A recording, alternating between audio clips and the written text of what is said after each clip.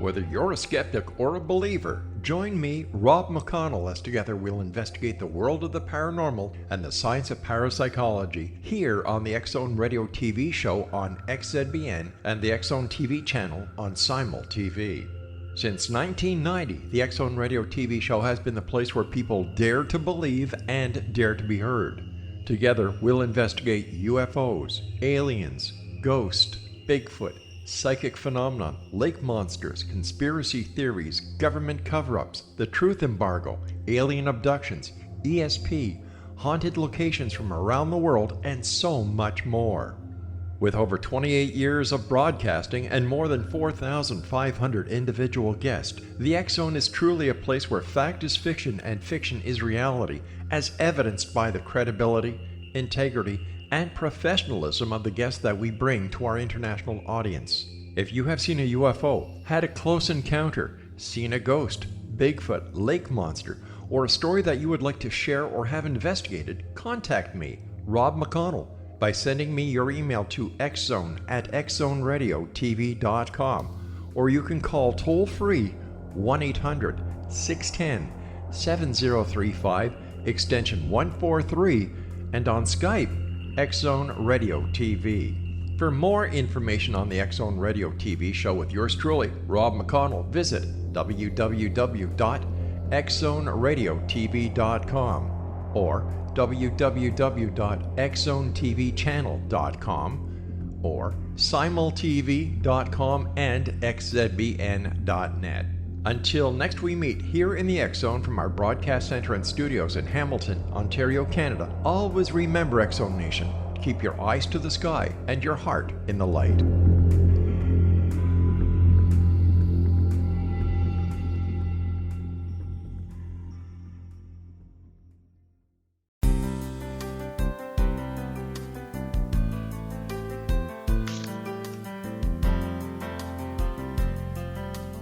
Welcome to Mission Evolution Radio Show with Gwilda Wiyaka, bringing together today's leading experts to uncover ever-deepening spiritual truths and the latest scientific developments in support of the evolution of humankind. For more information on Mission Evolution Radio with Gwilda Wiyaka, visit www.missionevolution.org. And now, here's the host of Mission Evolution, Miss Gwilda Wiyaka. Hello, dear friends, and welcome to Mission Evolution Radio Show, where we share innovative thoughts and explore deepening truth in support of the path to unity and enlightenment. I'm your host, Gwilda Wiyaka. This hour, we'll be looking at energy alchemy and the evolution of spirit. As we embrace the rising frequencies of the Aquarian Age, one of the limiting factors is that somewhere along the way, we lost our energy awareness. Humans have become hopelessly enamored of and absorbed in the physical aspects of life. That's not to say that physicality is bad or unimportant, for it's the physical that anchors us into this reality. It's simply far from the whole picture. Where would modern science be without the instrumentation that allows us to perceive far beyond the five human senses? We can't see a virus or an atom with the naked eye. We still believe they exist because science tells us they do.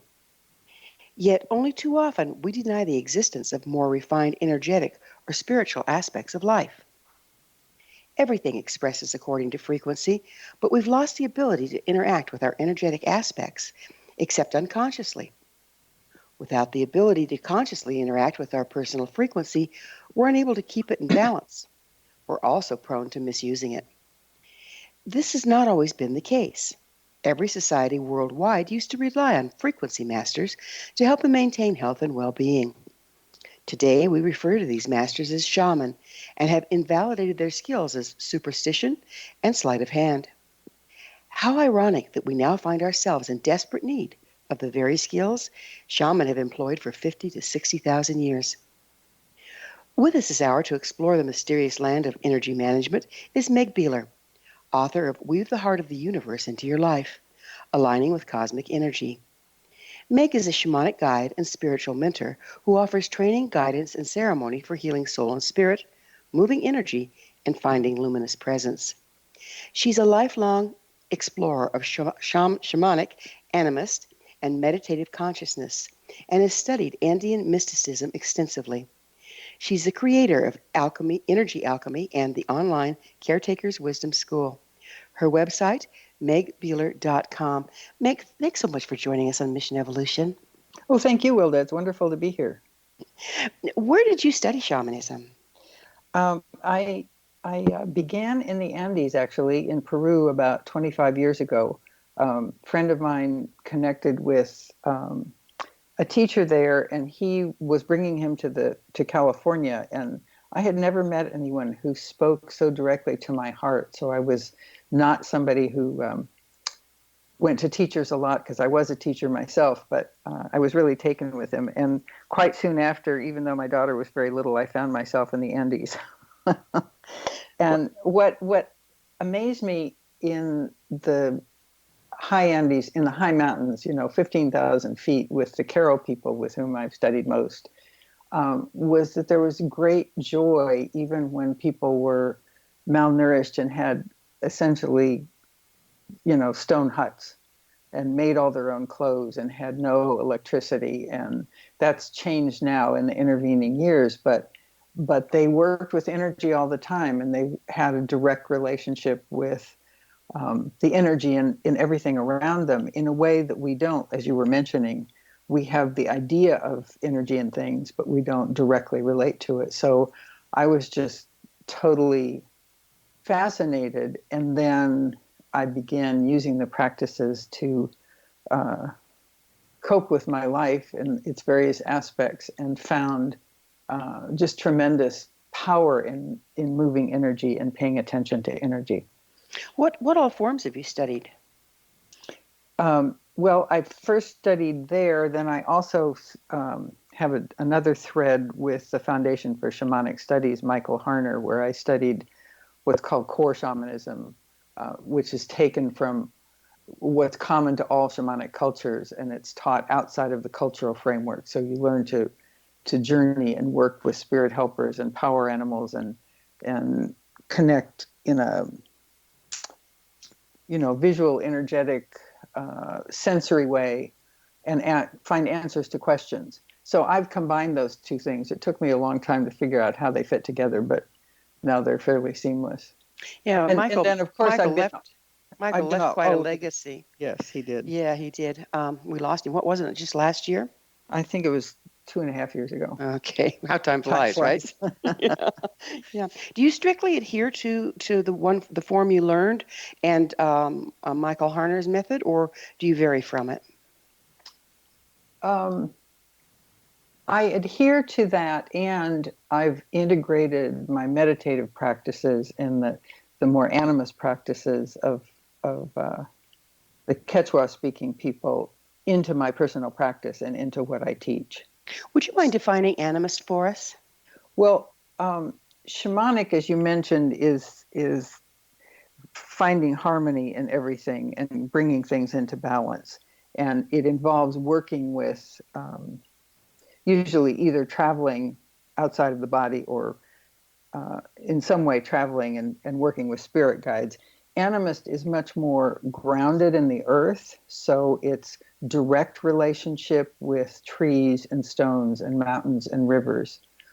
And so cultures, our ancestral cultures, were either shamanic or animist, and some of both. But all the animist cultures speak of the consciousness of all things, all beings, and really perceive that in a very direct way. And I find that both fascinating and really transformative. Where did it originate? Gosh. That's a tough question, isn't it? I think, humans, our first human ancestors had to survive in really difficult conditions. And so, for example, if you had to go hunt a woolly mammoth, you needed to figure out where the woolly mammoths were, since you were walking to find them. And so I suspect that journeying kind of evolved out of that, and paying attention to energy also evolved out of that. The San people, sometimes called the Bushmen in southern Africa, develop what they call a thread and then a rope and then a stronger and stronger visual, oral, sensory connection with everything in their environment. So a young child, a 5-year-old child, already knows the sounds of the birds and a bird call that tells you that a lion is near, or all those kinds of things. And you just build up that knowledge, so the whole tribe has that knowledge and awareness. And it just seems natural when you spend time outdoors. You notice things that you don't notice when you're on your computer. And how sad that our children have been deprived of that experience at this point. Currently there's quite a bit of reference to frequency, energy, vibration, and spirit. Could you go over what they are? Well, I think they mean different things to different people. Vibration is something that I sense in my body. So there's a vibration of the wind, there's a vibration of a didgeridoo or a flute, and so like a mechanical wave? Well, it's a wave, but we experience it in different chakras and different parts of our body. So it's a physical and a sensory kind of experience. The spirit is a term that I think in lots of ways we're more familiar with, because in Western religions they talk about the Holy Ghost, the spirit. It's pretty abstracted in those religions, but the spirit in all things to me is the consciousness in things, the awareness. And I, like my tarot teachers, my stones have consciousness and they tell me things. So but it requires my energetic awareness to listen, and my attunement, really. So that whatever your experience you're having has to do with your presence, as we call it in meditative circles. You're being totally in the moment with all your senses tuned. And you asked me 2 other words, and I forgot what they were. That's okay. I said frequency, energy, vibration, and spirit. Okay, so energy is also something that I experience, and we all experience it, but mostly we're unconscious of it. So when you walk into a room and somebody is really radiant, you notice that right away. That's an energetic experience. You also notice when you walk into a room and somebody is dour or glowering or otherwise in a bad mood, and you feel that in your body. So the wonderful thing about learning to move energy is both paying attention to it and being conscious of what you're taking in and what you're letting go of, and having it flow through you. And that's a lot of what energy alchemy is. In flow the mountains is the question. We're going to have to pick up with flow on the other side of a commercial break, but it is time for that break. So Meg and I will return shortly. Don't go away. You're listening to the Mission Evolution Radio Show, coming to you through the X-Zone Broadcast Network, www.xzbn.net.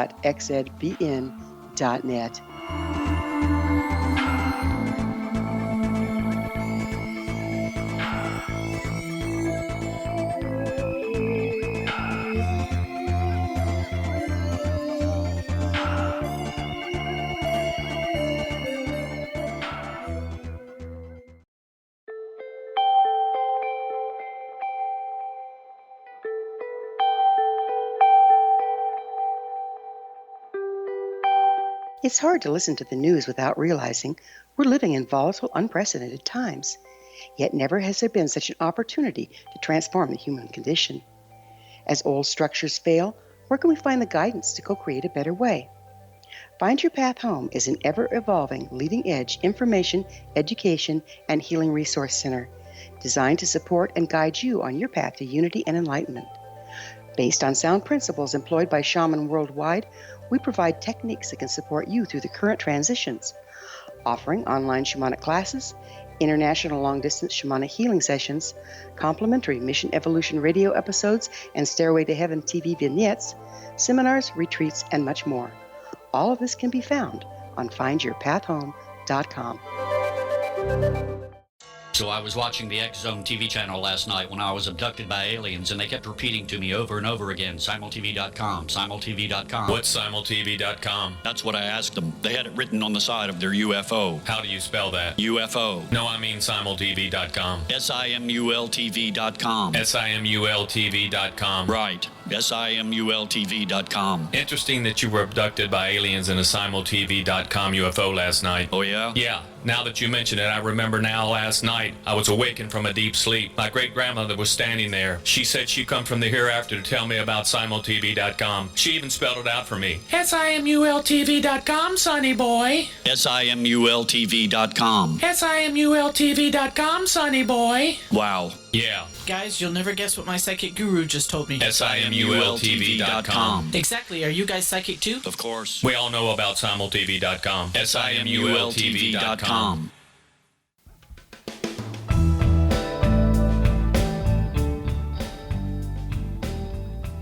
Welcome back. This is Mission Evolution Radio Show, dedicated to unification and evolution of consciousness.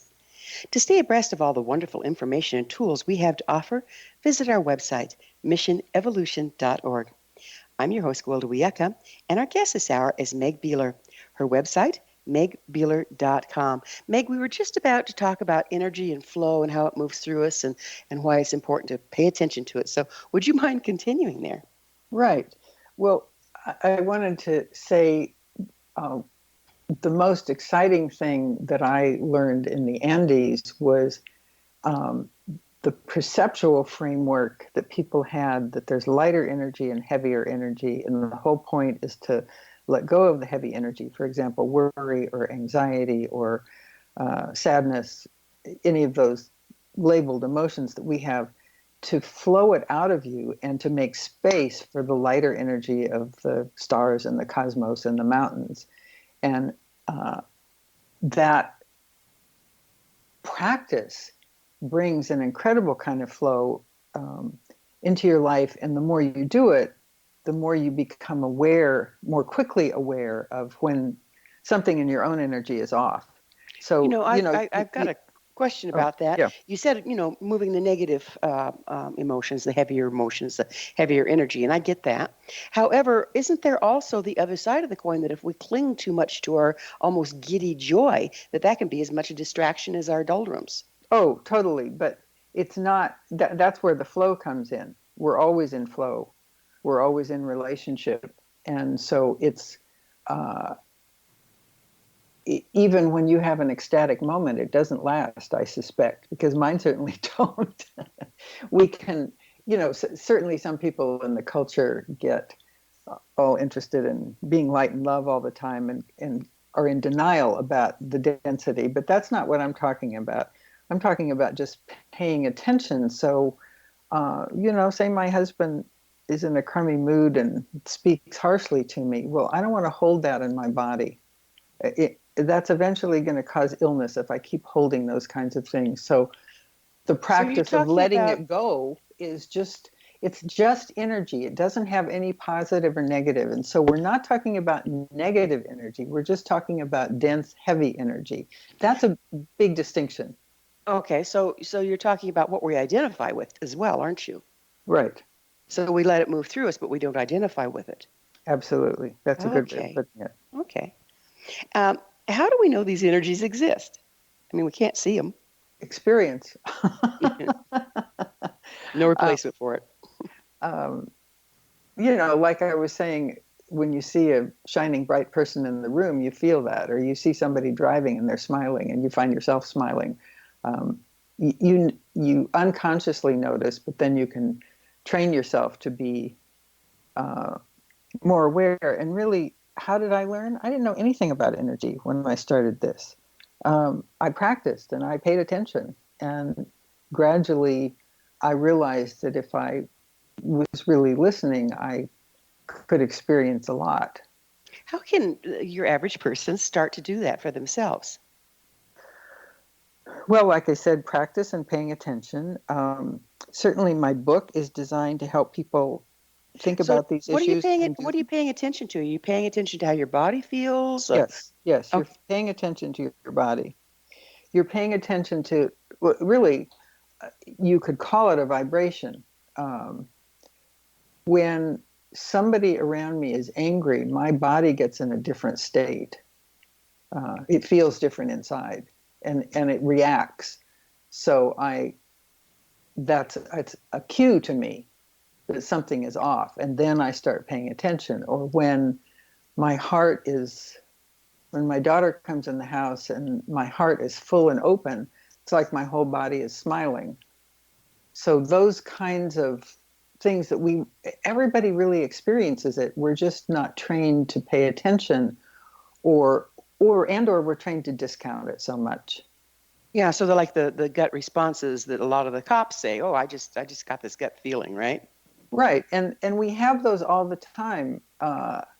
Something makes us sick, and that's not a literal thing. It upsets us. So we have a lot of words that we use to indicate those gut feelings, and so we have them. It's just a matter of paying attention to them and honoring them, and not saying, I don't want to. Well, like when somebody's mad, I don't want to take on their mad. I might need to talk to them, but first I have to get out of that dumping of energy on me and let that go, so I'm in a clear place, and then I can interact with somebody. And then, so it's really all about being in your heart. My teacher, Americo Yabar, used to say, you can't be mad or angry if you're in your heart. So, how much of our getting mad and angry, or even taking on the energies of mad and angry that are dumped our direction, how much of that has to do with our past experience versus something in the present? Oh, I'd say a whole lot. And that's another thing about awareness. The more, in therapy, somebody can teach you that you have a certain habit response. Mine happens to be not feeling like I'm not enough.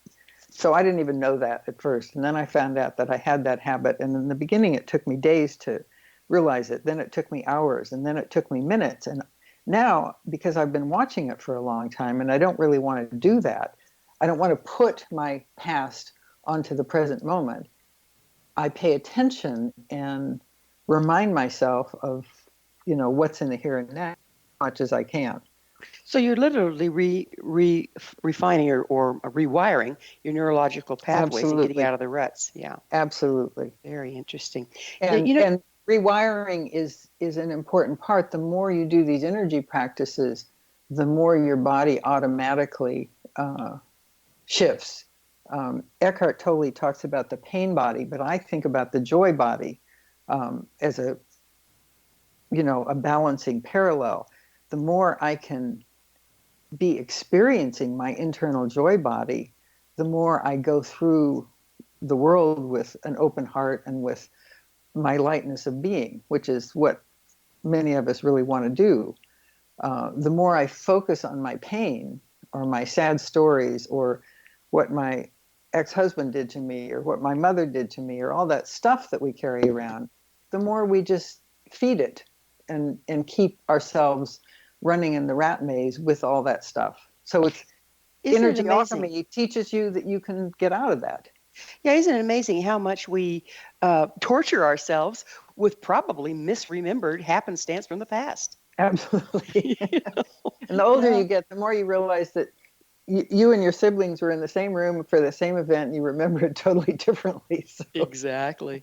when people talk about truth, I kind of roll my eyes because it's in the eye of the beholder. It's absolutely subjective, isn't it? Yeah. Yeah. You speak of cosmic energy. We have a little bit of time left in this segment. Would you please define that for us? Yes. I think of cosmic energy as all the potential in the world, the vibrating energy where all is possible.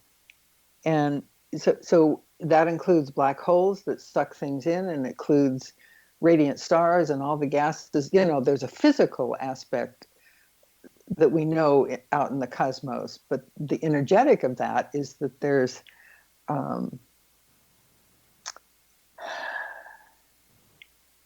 this potential. And so connecting with cosmic energy or aligning with cosmic energy is a way of opening yourself to all the possibilities. And I do it because it's wonderful. It gives me a sense of union. And Speaking of union, is cosmic energy the same thing as what people are now calling the unified field? It's very similar, yeah. There's really interesting and complex definitions of all the physics of that stuff, which I tried to deal with in my book in a simple way, but it's incredibly difficult to take the scientific definitions and make them accessible to people. But the unified field is the existence of everything. It's a similar energy. But what I think is important is not the terms so much as what we experience in our bodies and our hearts. When we have an experience of union, whether it's with a person or with the multiverse, it's transformative of our vibration, of our DNA, of our cellular structure, and of our perception of the world. All of those things. Pretty fascinating. So how would a person align with cosmic energy? Well, the book has 84 practices that are related to that. But basically, the alignment has to do with what I was speaking of before, of releasing density and taking in lighter energy and being in a flow in yourself, being in an energetic flow. The more you're in a flow, the more you can be in resonance and alignment with something. So we could talk about aligning with a tree. So I go outside to a tree and ask permission, and then I was taught literally to put my back against the tree and exchange energy with it. And I'm not judging it. It's not really in words. It's a kind of feeling. But as we do that, I become more in sync with the tree, and the tree becomes more in sync with me. There's studies of meditators sitting next to trees. I'm sorry, we're going to have to pick up on alignment in the tree. Yes. On the other side of another pause. Meg and I will return to our discussion on the other side of this break, so you stay right there. This is Mission Evolution Radio Show. We're coming to you on the X-Zone Broadcast Network, www.xzbn.net.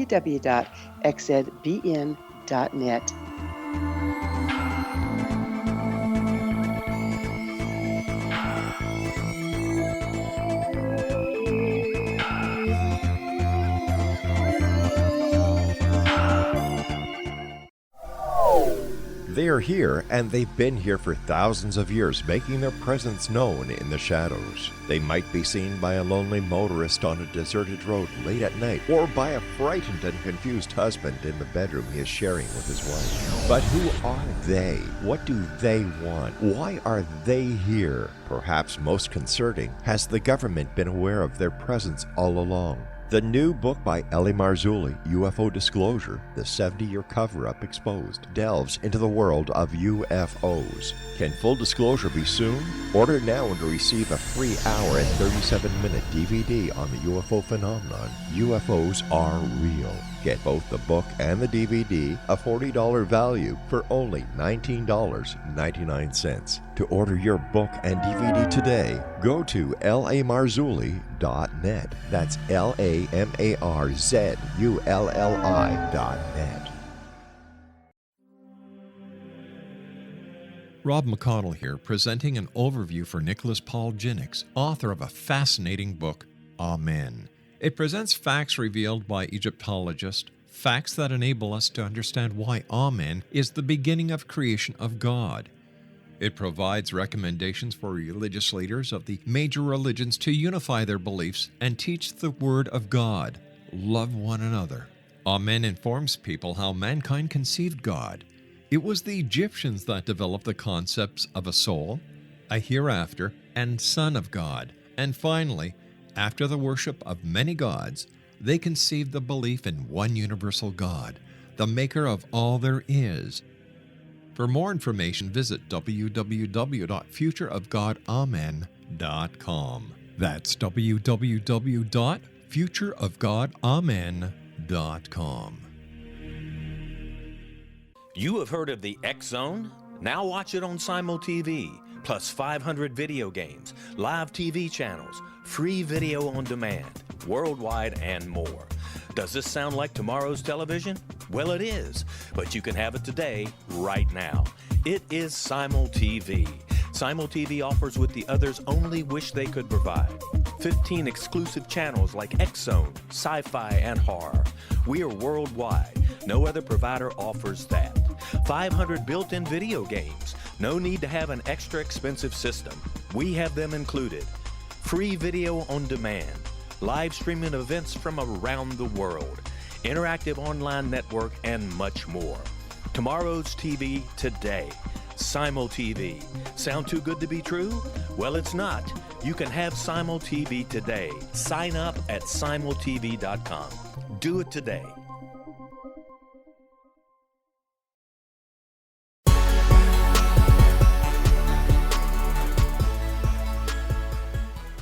Welcome back. This is the Mission Evolution Radio Show, missionevolution.org, bringing leading-edge information, supporting the path to enlightenment.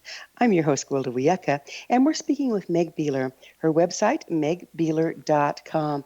Meg, we were talking about aligning with a tree. Now, you know, the little men in the white coats will show up if you talk to trees too much. So how do you align with a tree, and why do you align with a tree? Well, you align with a tree because it's another being and you want to know it, just like you want to know your friend. You might also want to align with a tree to experience yourself beyond yourself. And that's one of the beautiful things of the living energy in all beings, that the more we connect with all these beings, the less alone we feel, the less separate we feel. And that's a big deal in our culture because most people feel pretty isolated. But anyway, I was talking about how to align with the tree, asking permission and putting your back to the tree and exchanging energy. So you start by just receiving whatever the tree has to offer, and then pretty quickly you switch and let the tree take whatever you have to offer. You might get a message, you might just get a feeling in your body, you might just something like feeling more calm, but you also have then this substantive connection with this other being, which you can renew and grow just like you would with a friend. I was going to say there was a study some time ago where experienced meditators sat next to trees and they had very sensitive microphones, and the tree sap actually modified to come into alignment with the breathing of the meditators. That's amazing. It's really, I find it really beautiful. Yeah. Yeah. And another one they've studied more recently, I forget the names of the people, but they understand much more about how trees send information and energy through their roots. If there's a tree nearby that isn't getting enough water, they'll send water or nutrients, and the mycelium helps with that. You know, all the underground filaments, just like there's filaments connecting universe to universe in the multiverse, there's filaments connecting tree roots and all the beings underground, and they communicate with each other. So if they're communicating with each other, just because the church said 400 years ago that nature was separate from us and that we were better, doesn't mean that that's true. We sure have ended up isolated, haven't we? Yes, absolutely. Yeah, it's pretty sad. Let's shift gears a little bit and let's talk about energy anatomy. Like, how do we anchor and channel this energy we've been talking about? You know, I don't anchor it so much as let it flow through me, because I want to be in the flow. I want to be in the river of being. And if my energy is flowing, then I'm much more able to be present. And that's, of course, not just me, but my students. you anchor yourself, of course, with your roots. You open your crown to the cosmos. But in one of my most favorite practices that I developed many years ago, the Earth Cosmos meditation, you bring the earth energy into your heart and send it out into the cosmos, and then vice versa. And so the heart becomes the anchor. That's the answer to your question. Yeah, actually, what I was asking about was what part of the energy body, our energy body, whether it's our chakras, our meridians, what part is responsible for this flow of energy? I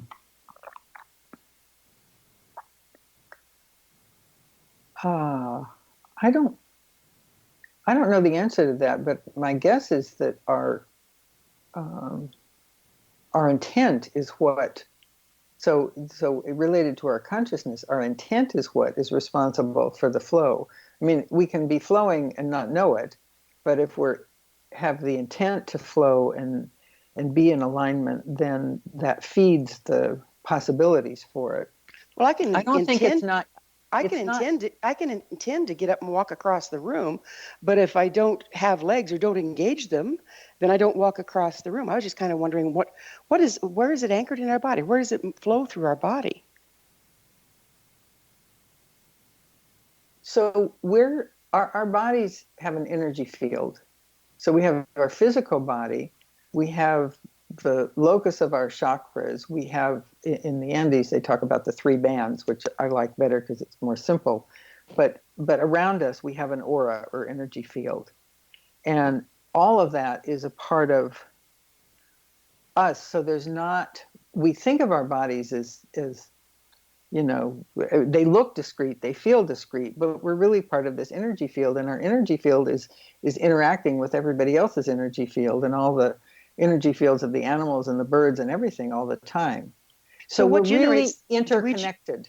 Do we generate the energy field, or do we collect it from outside of ourselves, from the cosmic energy? We both. It's a flow. I mean, our separation comes from the fact that we're closing ourselves in and protecting ourselves, like putting a big old shield around us because we're so barraged by so much stuff. But if you learn to let the density go, and it's not that you don't feel compassion for the suffering people of the latest bombing or mass shooting. You do feel compassion, but you don't hold it in your body. You don't let it become like a big black blob inside you. So does this actually distort our energy field that you were talking about in our auric fields? What, the density? Yes. Mm-hmm. Oh, sure. Everybody who works with energy understands that illness happens first in the etheric, in the energy body, and if it doesn't get dealt with, it comes into the physical body, and then it manifests as illness. So you're saying that if our energy body becomes ill, then it steps down and we become physically ill. It doesn't move the other direction, as above, so below? Well, we can also become healthier if our energy... I worked for a number of years with a practice called transmutation with Sandra Ingerman, and we used a GDV, sometimes called a Carillion camera, to take pictures of people before and after this practice of really becoming your essence. And the pictures of people's energy body the camera shows it in kind of colors, and a unified energy body is pretty soft and even on the outside. Jagged energy body. I've seen some of those cameras at New Age shows and stuff. Is there any scientific proof behind them? Well, some people say yes and some people say no. I mean, I've seen a lot of pictures of different things and of different people, and the images made sense with what I perceived about the people. That's all I can say. The Russians use them a lot, and some people really believe in them, and lots of scientists don't believe in them. But it's like many scientific inquiries. There's differences of opinion. But, so have there been studies done, or is it just a matter of belief? Oh, no, there's many studies. But in these pictures, there'll be, if there's some sort of blockage in the energy field that will manifest as a really jagged or open place where there's no, if you imagine a rainbow around a person, then there's a big hole and the rainbow doesn't even go to that part. Oh, so there's a certain amount of interpretation of what you're seeing in the picture involved. Well, it's a visual interpretation. We talk about this, if you go to an acupuncturist and you have a lot of lung problems, that's commonly attributed to sadness or grief that's held in your body. So there's different ways of looking at the density. So now an acupuncturist works on the meridians and the pressure points and stuff that has to do with energy flow in the body. Is that how they affect a change to remove the sadness? Well, they're working with alignment and flow. They're trying to get the energy flowing through the body. And it's not just the physical body. A really good acupuncturist also works with the energy outside the body. There's some... I've had the experience of some treatments where my energy flow is totally open to the cosmos, and I'm just lying there, and they're working the meridians. Right. Well, they'll work with Kyo and Jitsu, which is kind of like what you're talking about, joy and sorrow, either too charged or too neutral. Too slow or diminished, and bring balance back. So it sounds like the same thing. Mm-hmm. There's many, many different ways of working with energy, and I believe all of them are valid. It's what you resonate with, what you're drawn to is a practice. It's what's important, and doing the practice is what's important. I never had a lot of money to go to healers, so I was pretty intent on learning to do things for myself as much as I could and do them regularly. So every morning, I stretch my body before I get up, and I meditate, and I connect with what I call my wellspring. It's a rushing body of water that I see that was gifted to me actually in a shamanic journey, and I draw that into my belly and into my heart and into my third eye and align with that water and flow before I get out of bed. That's a way of starting my day in a flow. And that doesn't mean that I stay flowing all day, but I try. It's a moving target, isn't it? Yeah. Well, we're going to have to take another commercial break. On the other side, though, I'd like, Meg, to talk about how we engage our imagination to help set our intent and stay in the flow. So if you're willing to work with that, we'll play with it on the other side. Okay. But we do need to take another break. Meg and I will be back shortly, so don't leave us now. This is the Mission Evolution Radio Show on the X-Zone Broadcast Network, www.xzbn.net. You stay right there.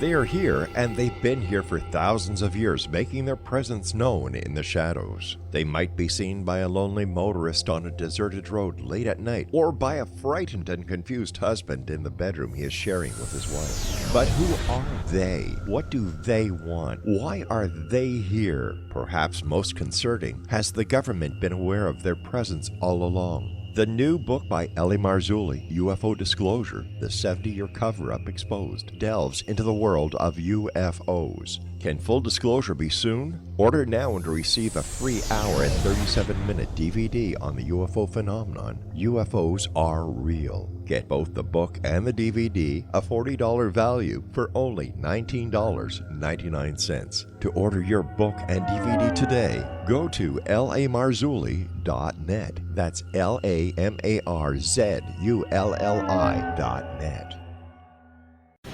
Christopher Fulton is a survivor of the national security state. All he wanted to do was preserve history when he acquired a Cartier watch from the estate of President Kennedy's personal secretary. But that simple act set off a terrible chain reaction. He was pursued by the U.S. Justice Department and the FBI, thrust into the middle of the U.S. government's Assassination Records Review Board, even monitored and pursued by the Russian government. All because that Cartier watch was the missing link of evidence, a timepiece worn by JFK that fateful day in Dallas, a link resulting in Christopher being incarcerated and attacked for 9 years because he opened a hidden chapter in history. The intriguing journey outlined fully in Christopher Fulton's memoir, The Inheritance, is available now through TrineDay.com or Amazon.com. The Inheritance, Poisoned Fruit of JFK's Assassination by Christopher and Michelle Fulton is a must-read, an incredible tale of how easily our own government can overrule justice. The Inheritance, Poisoned Fruit of JFK's Assassination.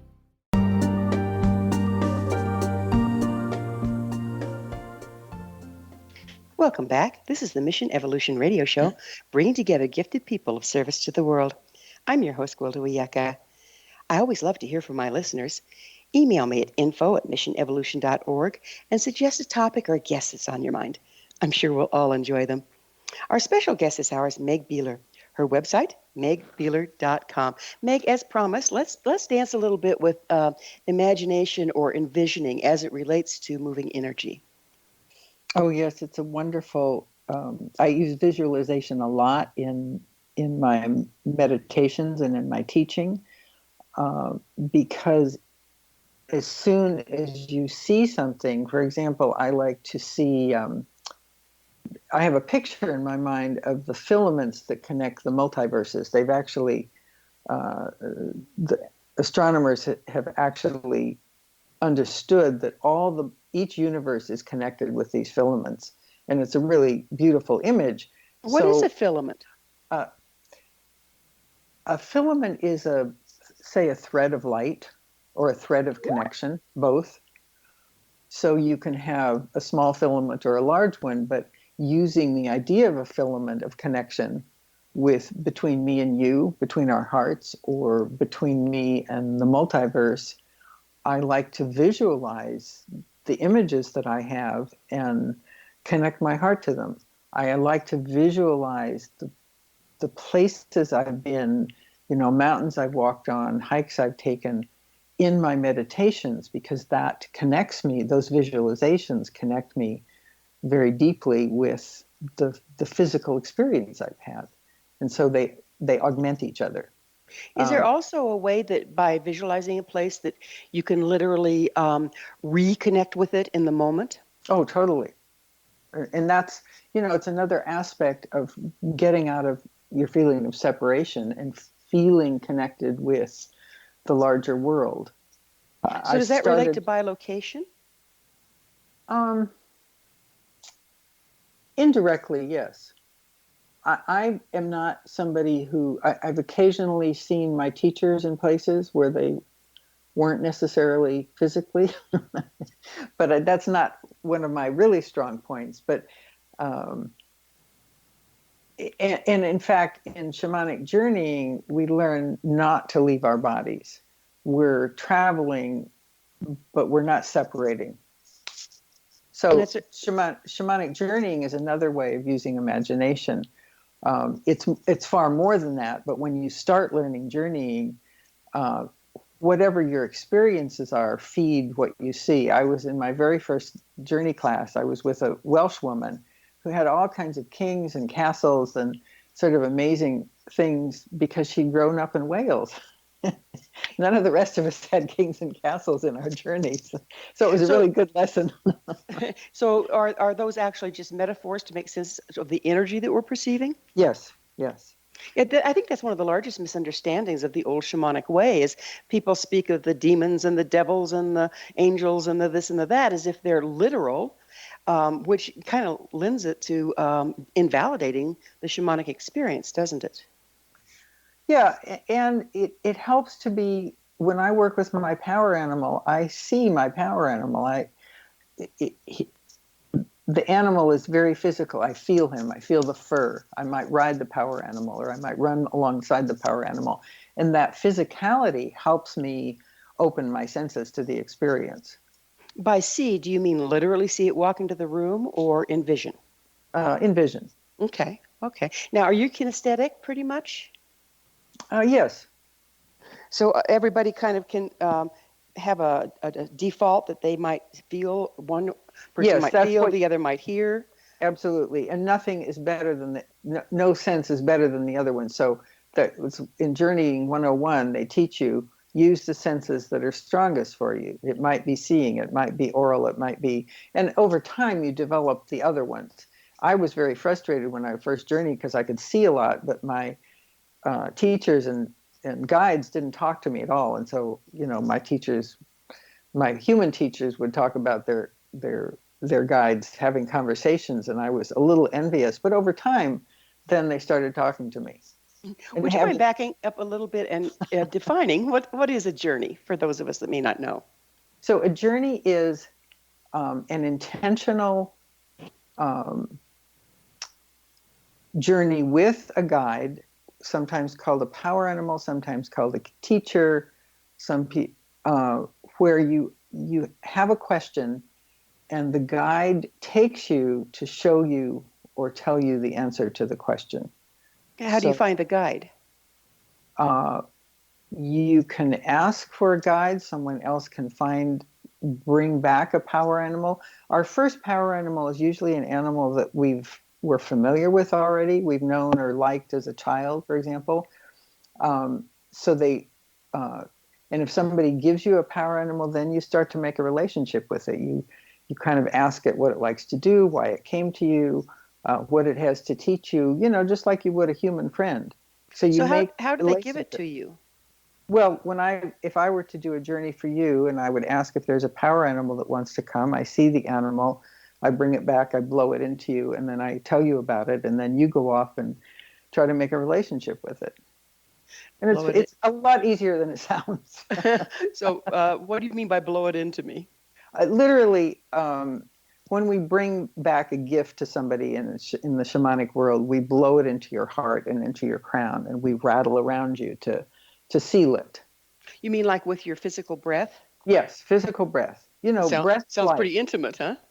Breath is life, and breath carries the energy of, in this case, the power animal.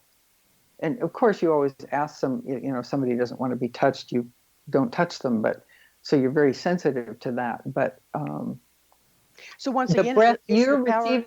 Let me finish this. You sense it, and you can feel it in your body in some way. So that's the beginning of your energy awareness of what this power animal gift is for you. So is the power animal also a metaphor? It's a metaphor and not a metaphor. Mine are very, very vivid for me now. They accompany me when I was on a vision quest years ago in Haleakala and walking out after 4 days of fasting up this very steep hill in the heat, and I began walking as my power animal to get up the hill. Yeah. Literally moving like my power animal. In some cultures, like in Nepal, for example, people will be, the shamans are taken over by spirit. So they become somebody else. And it depends on the culture what they become. There's a lot of gods and goddesses in that culture that you would become less, so they don't have power animals so much. In other cultures, it's not so strong that the shaman's taken over. But if you see a film, the assistant is standing behind the shaman so they don't fall over into the fire. They can catch them because they're totally transformed into this other being. So is it a form of shape-shifting or a form of possession? So it can be either. There's also a thing that we do called merging, where you literally merge with one of your helpers and experience the world through their eyes. Is that like an empathy of sorts?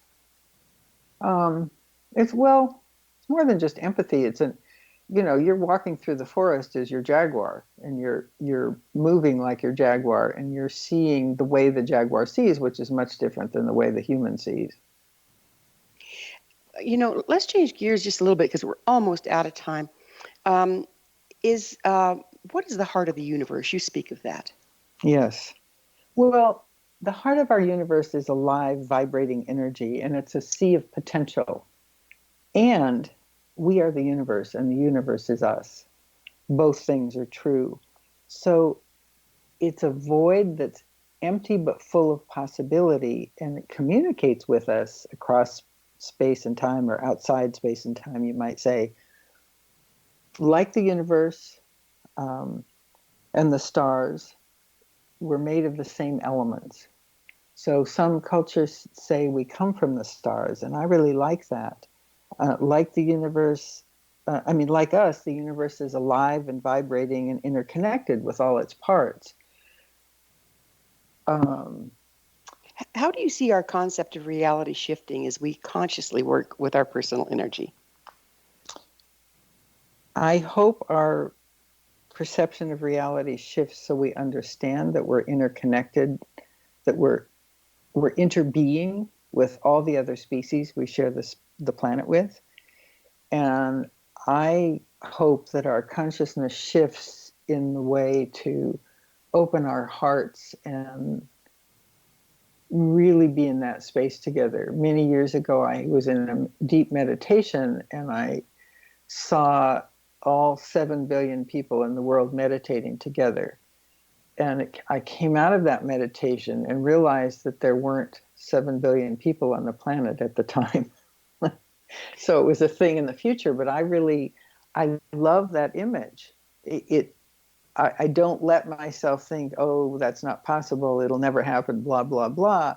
I just use that image with my imagination to think about, so how can we shift our consciousness to do this? It is a beautiful image. As always, time has flown, and Meg, now we're out of it. Thank you so much for coming on the show.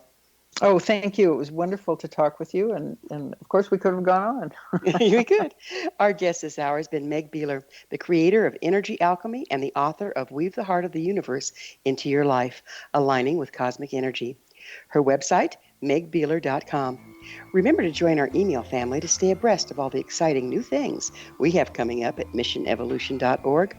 This has been Mission Evolution Radio Show with Gwilda Wiyaka on the X-Zone Broadcast Network, www.xzbn.net. Join us next time as the mission continues, bringing information, resources, and support to an evolving world.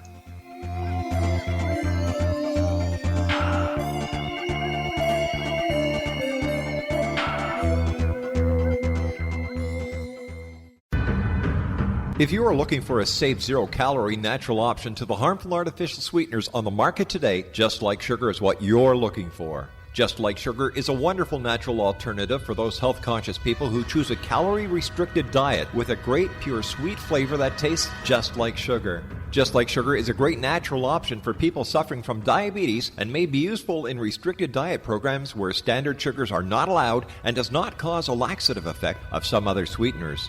Just Like Sugar comprises a perfect blend of chicory root fiber, natural calcium, natural vitamin C, and Just Like Sugar's sweetness comes from the natural flavors from the peel of the orange. Just Like Sugar is a natural alternative to harmful artificial sweeteners and will change the way that you believe all natural sweetener products taste. Just Like Sugar is available at your local Whole Foods markets, Wild Oats markets, Henry's, Sun Harvest, and many other fine natural food stores in the U.S., Canada, and worldwide. They are here, and they've been here for thousands of years, making their presence known in the shadows. They might be seen by a lonely motorist on a deserted road late at night, or by a frightened and confused husband in the bedroom he is sharing with his wife. But who are they? What do they want? Why are they here? Perhaps most concerning, has the government been aware of their presence all along? The new book by Ellie Marzulli, UFO Disclosure, the 70-year cover-up exposed, delves into the world of UFOs. Can full disclosure be soon? Order now and receive a free hour and 37-minute DVD on the UFO phenomenon. UFOs are real. Get both the book and the DVD, a $40 value, for only $19.99. To order your book and DVD today, go to lamarzulli.net. That's LAMARZULLI.net. You have heard of the X Zone? Now watch it on Simul TV, plus 500 video games, live TV channels, free video on demand, worldwide, and more. Does this sound like tomorrow's television? Well, it is, but you can have it today, right now. It is Simul TV. Simul TV offers what the others only wish they could provide. 15 exclusive channels like X-Zone, Sci-Fi, and Horror. We are worldwide. No other provider offers that. 500 built-in video games. No need to have an extra expensive system. We have them included. Free video on demand. Live streaming events from around the world. Interactive online network, and much more. Tomorrow's TV today. Simul TV. Sound too good to be true? Well, it's not. You can have Simul TV today. Sign up at simultv.com. Do it today.